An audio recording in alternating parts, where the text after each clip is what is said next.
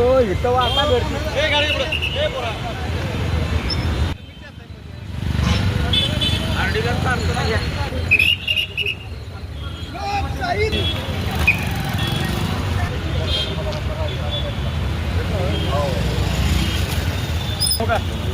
सर्वांना क्रांतिकारी जय भीम.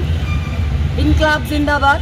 परवा दिवशी 23 जुलैला माननीय श्री प्रकाशजी आंबेडकर यांनी 23 जुलै रोजी महाराष्ट्र बंदची हाक दिली होती. तत्पूर्वी जंतर मंतरवरती नीट पेपर फुटी संदर्भात अभिजित दिपके, कॉक्रोच जनता पार्टीचे अभिजित दिपके आणि सोनमजी वांगचुक सर हे उपोषणासाठी बसले होते. हे आंदोलन, हे उपोषण शांततामय चाललेलं असताना तेथे दिल्ली पोलीस प्रशासनानं काहीतरी गडबड गोंधळ करून आंदोलन धुडकावून लावण्याचा प्रयत्न केला. सोनम वांगचुक सरांना पांढऱ्या कपड्यांमध्ये गुंडाळून लोकशाहीचा खून करण्याचा प्रयत्न केला. पण शेवटी ती लोकशाही आहे, संविधान आहे, लोकांचा विजय झाला. आज श्री धर्मेंद्र प्रधान यांचा राजीनामा घेऊन लोकशाही जिवंत असल्याचं ज्वलंत उदाहरण हे समाजामध्ये निर्माण झालेलं आहे. लोकशाही ज्यांना वाटतं लोकशाही संपलेली आहे त्यांनी कृपया ध्यान करा, जाणून घ्या की लोकशाही अजूनही लोकांच्या मनामध्ये जिवंत आहे. जे संविधान निर्माते डॉक्टर बाबासाहेब आंबेडकर यांनी संविधान लिहिलेलं आहे ते असंच नाही लिहिलं. त्यांनी 2 वर्ष 18 महिने जागून जे संविधान लिहिलं आहे त्यासाठी समर्पक पूर्णपणे भाव देऊन लोकांमध्ये संविधानाप्रती जी जागृती निर्माण केली, संविधान लागू केलं आणि त्या संविधान लागू करण्याचं पाईक सातारमधनं मी नेहमी म्हणत असते की सातारमध्ये जी क्रांती होती ती महाराष्ट्रभर जाती, देशभर जाती. तशीच क्रांती काही परवा 23 जुलै रोजी अख्ख्या साताऱ्यानं घोषणांना दणाणून गेला होता की धर्मेंद्र प्रधानांचा राजीनामा घ्या आणि दोषींना शिक्षा करा, दोषींना कारवाई करा. हे कुठं सार्थकी झाल्यागत वाटायला लागलेलं आहे. रिपब्लिकन सेनेनं बाळासाहेब आंबेडकरांनी पुकारलेल्या बंदला प्रतिसाद दिला, त्यांना सपोर्ट केला, सहकार्य केला आणि मोठ्या उमेदीने सर्व कार्यकर्ते रस्त्यावरती उतरले. पूर्ण शहराला वेढा घातला आणि दुकानं बंद करण्यासाठी व्यापाऱ्यांना आवाहन केलं. दुकानदारांनीही सहकार्य केलं, समाजानं सहकार्य केलं आणि आज नुकतीच सकाळी जाहीर झालं की धर्मेंद्र प्रधान यांनी राजीनामा दिला आहे. खरंच भावानं हा लोकशाहीचा विजय आहे, संविधानाचा विजय आहे.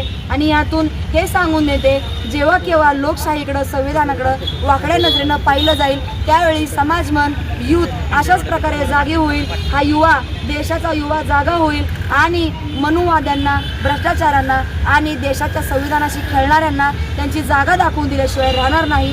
पुन्हा एकदा सर्व ज्या कुठल्या पक्षांनी, ज्या कुठल्या सर्व नेत्यांनी, विद्यार्थ्यांनी आंदोलन केलं, उपोषण केलं, ज्या विद्यार्थ्यांनी याच्यामध्ये आपले प्राण गमावले, सोनम वांगचुक सर ज्यांनी उपोषण केलं, अभिजित दिपके सर ज्यांना बऱ्याच परिस्थितींचा सामना करावा लागला, या सर्वांना मी पुन्हा एकदा शुभेच्छा देते. त्यांना पुन्हा एकदा अभिनंदन म्हणते. आपल्या सर्वांच्या सार्थकी प्रयत्नांमुळं धर्मेंद्र प्रधानांचा राजीनामा हा मंजूर झालेला आहे. दिल्लीमध्ये जंतर मंतरवरती झालेला लाठी हल्ला आणि त्याच्यानंतर संपूर्ण भारतात, संपूर्ण देशात यूथ रस्त्यावरती उतरलं आणि यूथनी संविधानाची ताकद, एकीची ताकद, कारण इथं जात पात न बघता भारताचं भविष्य रस्त्यावरती उतरलं होतं. आणि भारताचं भविष्य ज्यावेळेस रस्त्यावरती उतरतं त्यावेळेस कुठल्याही आमदार असो, खासदार असो, मंत्री असो त्याला राजीनामा द्यावा लागेल. इथून पुढं कुठलीही हुकुमशाही आणि दडपशाही भारतातील नागरिक खपवून घेणार नाही. आणि अशाच पद्धतीनं ज्या वेळेस यूथ असेल किंवा कोणत्याही घटकावरती ज्यावेळेस अन्याय होईल त्यावेळेस आम्ही सर्वजण जात पात पक्ष विसरून सर्वजण एक आहोत. आणि हे ऐक्याचं उदाहरण आहे. आणि हा जो विजय आहे हा लोकशाहीचा विजय आहे. हा जो विजय आहे परमपूज्य डॉक्टर बाबासाहेब आंबेडकर त्यांच्या संविधानाचा विजय आहे. आणि माझ्या यूथ ज्या बांधवांनी त्या ठिकाणी लाट्या खाल्ल्या, त्या ठिकाणी त्यांच्यावरती, माझ्या महिला भगिनींवरती, विद्यार्थ्यांवरती हात टाकण्याचा प्रयत्न ज्या गलिच्छ नालायकांनी केला त्यांच्या वर्ध्या सुद्धा लवकरात लवकर गेल्या पाहिजेत. ही रिपब्लिकन सेना पश्चिम महाराष्ट्र म्हणून माझी मागणी आहे. आज जो हा राजीनामा घेतलाय त्याबद्दल आम्ही सर्व सातारकर जल्लोष साजरा करणार आहे.